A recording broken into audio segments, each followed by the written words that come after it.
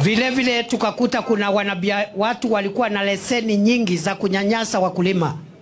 Mtu mmoja ni broker wa kahawa, mtu mmoja anajiita marketer wa kahawa, mtu mwingine anajiita miller wa kahawa, mtu mmoja one person, milling license, brokerage license, marketing license. Hiyo makatel tukafukuza, tukasema mtu mmoja leseni moja.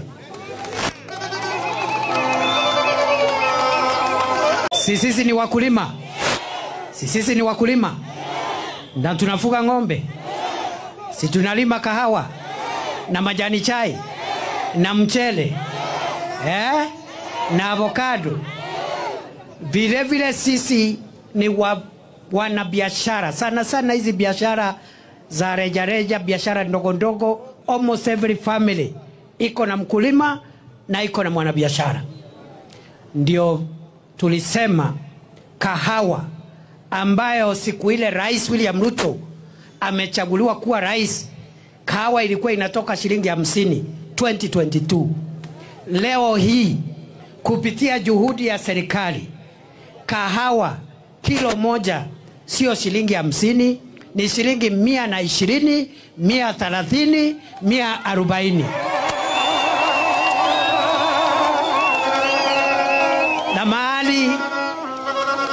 Na mahali kahawa ya Kenya imefika, hakuna kurudi nyuma tena. Hata hiyo 140 itaongezeka 150, 160 mpaka ikielekea 200.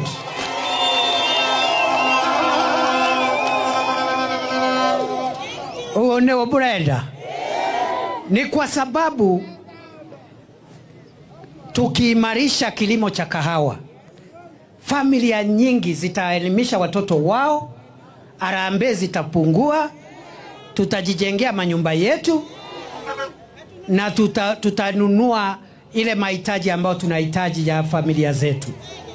Si namna hiyo? Kahawa, bei ya kahawa imepanda ama haijapanda?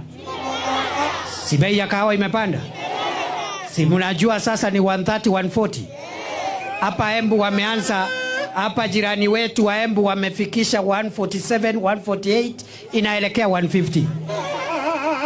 Na msimu ujao tungetaka tusukume hiyo kahawa isonge mbele zaidi, tuinue wakulima wadogo wadogo, tujenge uchumi wa Kirinyaga, uchumi wa Central, uchumi wa Kenya.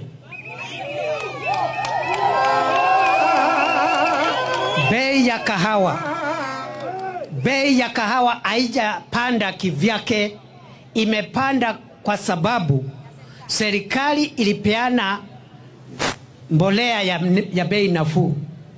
Ile mbolea tulikuta ikitoka 7,000, tukateremsha bei ikakuja 2,500. Vile vile tukakuta kuna watu walikuwa na leseni nyingi za kunyanyasa wakulima. Mtu mmoja ni broker wa kahawa, mtu mmoja anajiita marketer wa kahawa, mtu mwingine anajiita miller wa kahawa, mtu mmoja one person, milling license, brokerage license, marketing license. Hiyo makatel tukafukuza, tukasema mtu mmoja leseni moja.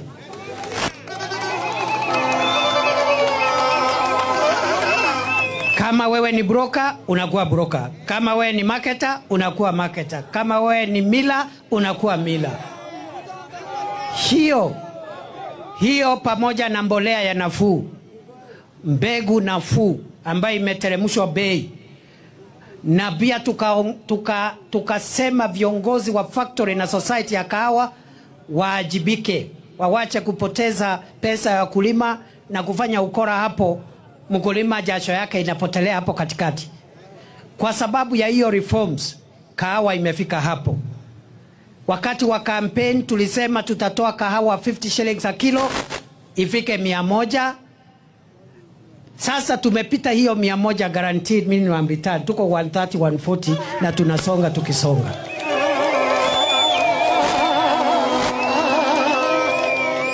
Mimi niko na swali watu wetu. Andwaitu. Mungetaka tuendelee bei ya kahawa yetu? Tuendelee tusiendelee? Wacha nione wale wanasema tuendelee.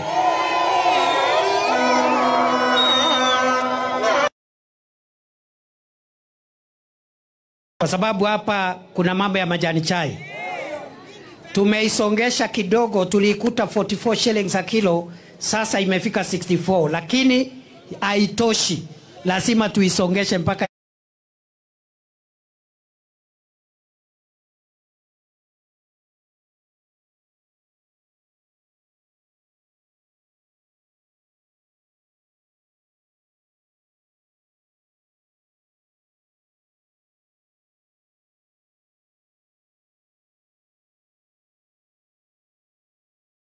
nunua na 50, lakini bado tunataka tuisongeshe isonge mbele. Kwa hivyo nitatembea hapa hiyo kwa sababu ya mambo ya kilimo chetu. Nimekaribishwa. Nirudi nisirudi? Nirudi nisirudi? Wacha nione wale wanasema nirudi.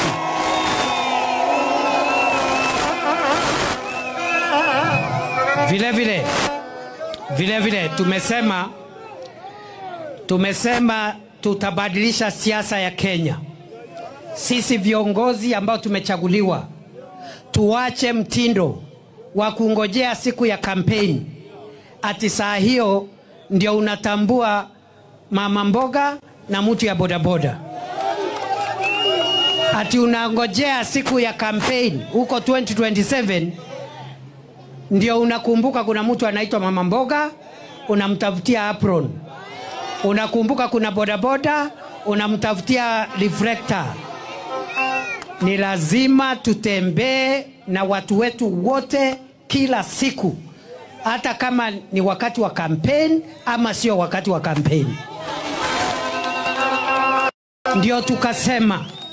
Ndio tukasema safari hii hawa mama mboga, hawa watu ya bodaboda, wanabiashara, wachuuzi wadogo wadogo, tutatafuta mbinu za kuwatafutia pesa kidogo ya kuimarisha biashara zao, na tufanye hivyo mapema, sio kungojea wakati wa kampeni.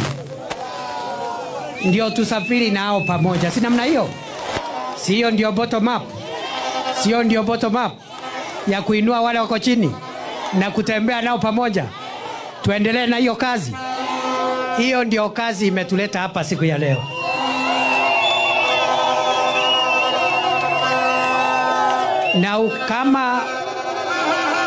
Na ujue, kwa sababu mmenisikiza nimeongea sasa zaidi ya dakika 15. Umesikia nimeongea mambo ya siasa? Kuna mtu nimetukana hapa? Kwa modo dashambia. Si nimeongea mambo ya kahawa na maziwa yetu na mambo ya mpunga na majani chai. Kanani hata. So sisi, kuna watu wanataka kutuvuta ati tuanze kuvurutana sasa maneno ya kisiasa. Na sisi tunawaambia we are not available. Sisi hatuna hiyo wakati. Sisi tunasukumana na barabara zetu zilizokwama. Hapa Kirinyaga mmeniambia barabara zile zimekwama hapa. Si mmeniambia niende nitafute contractor akamilishe kabla ya 2027 ndio serikali isipate kesi na wananchi hapa. Mimi kama naibu wa rais, kazi yangu ni kuchukua maoni kwa wananchi, napelekea rais huko Nairobi, na kutafuta mawaziri, na tafuta ma-PSs, tunakuamua ile miradi inakamilika. Ikikamilika naita rais anakuja kufungua. Sio ndio kazi ya deputy president? Sio ndio kazi ya msaidizi wa rais? Niendelee na hiyo kazi nisiendelee? Niendelee nisiendelee?